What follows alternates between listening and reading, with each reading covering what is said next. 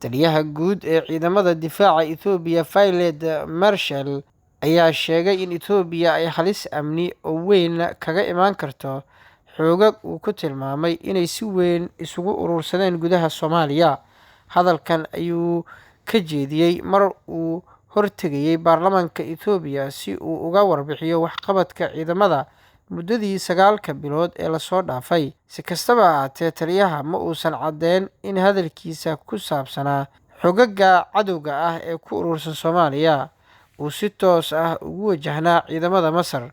Taliyaha ayaa sheegay in joogitaanka ciidamada Itoobiya ee Soomaaliya ay asal ahaan ujeedadiisu ahayd xasillooni gelinta gobolka iyo taageeridda dowladda Soomaaliya, hase yeeshee hadda xaaladdu ay si dhow ula xiriirto amniga gudaha Itoobiya.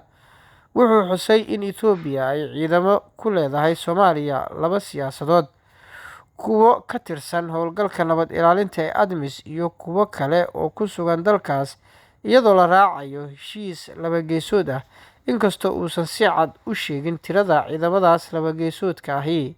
Dhinaca kale, taliyaha ayaa tilmaamay in dowladda Masar oo xiriirka ay la leeyihiin muddo dheer xumaa Itoobiya, gaar ahaan arrinta webiga Nile iyo biyo-xireenka Gerde, ay ka faa'iideysanayso khilaafka siyaasadeed ee u dhexeeya Itoobiya iyo Soomaaliya. Siduu sheegay, bishii Agoosto 2024 ayay dowladda Masar heshiis milatari la saxiixatay dowladda federaaliga Soomaaliya, iyadoo la filayo in ilaa 10,000 oo askari oo Masaari ah loo diro Soomaaliya, qaarna ay ka mid noqon doonaan howlgalka AUSOMA.